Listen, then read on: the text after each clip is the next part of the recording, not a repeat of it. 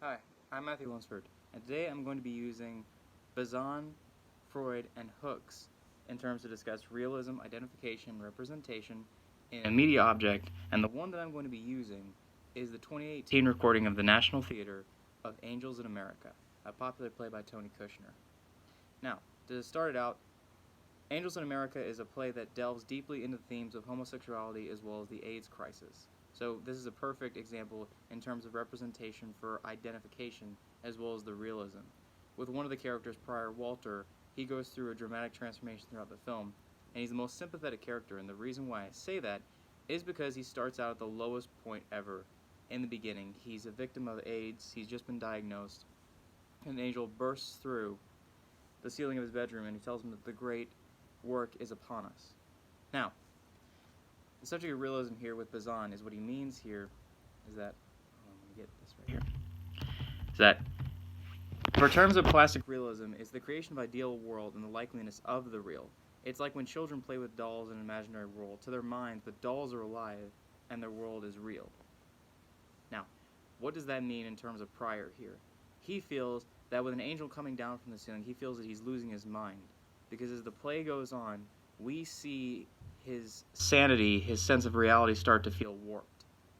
Because he has an angel coming through the ceiling. And he also feels the disease is taking over his mind, so he starts to unravel more.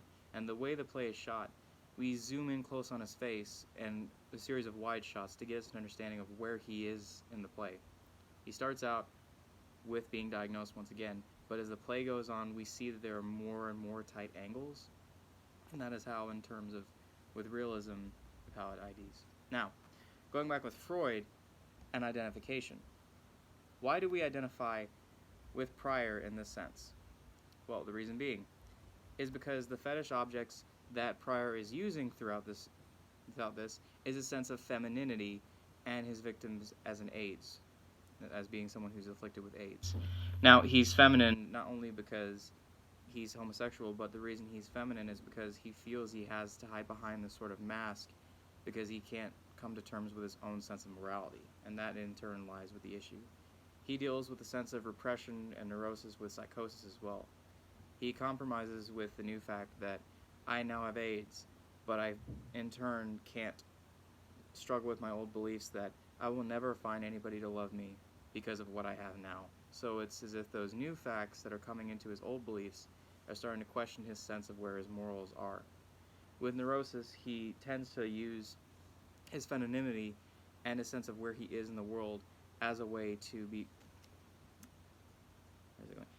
as a way to shelter himself from the fact of AIDS, but he also feels he has to be active with himself. He has to be constantly present, has to be constantly moving, because he feels if he lays down in his bed and just succumbs to AIDS that he's not living. He feels he has to try to live more now that he's dying, even though before then he wasn't necessarily living in and of itself. Now, discussing with the pleasure principle here, he hides behind the mask because he finds himself gaining pleasure from him losing his sanity. And he gains pleasure once again by when the angel crashes down from the ceiling in his bedroom, we find that they basically tell him that he's a prophet. So he uses that mentality as a way to basically use the pain of his experiences and to think he's holier than everybody else, to think that he truly is avoiding his pain. But the only problem with the pleasure principle being unrealistic in this sense is that you can't truly numb pain through sex and other means of pleasure, i.e., trying to tell yourself you're a prophet because an angel told you so. When you're denying pain, that's when you're denying being human and of yourself. It's a natural part of life. By avoiding it, you're not truly living, which is what I feel Prior, him and himself, is not living.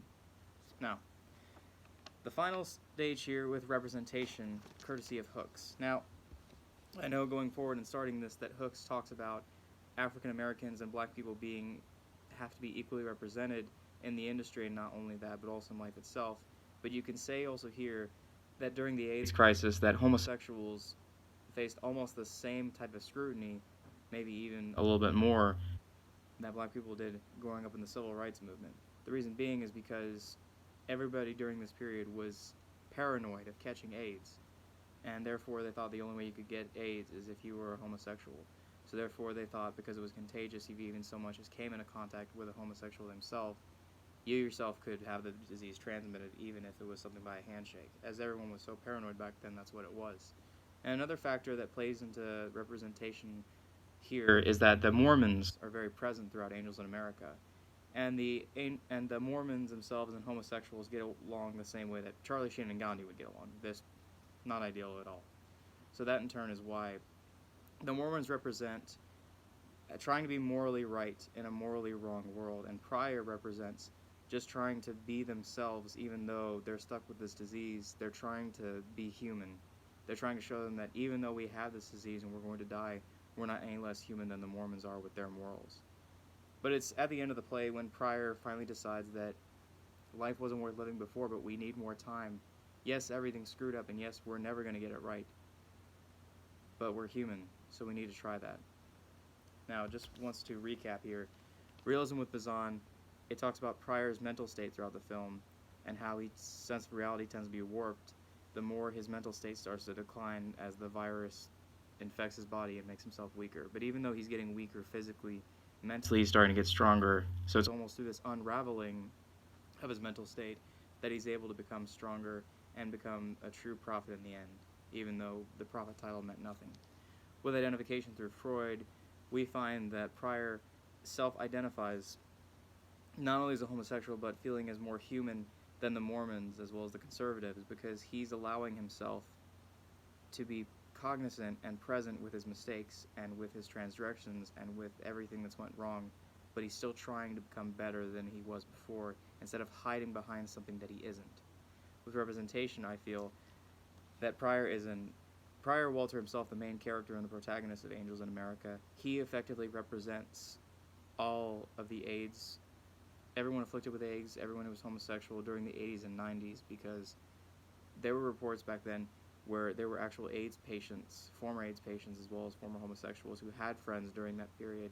When they came to the play themselves, they felt they did a great job of representation. Thank you for your time.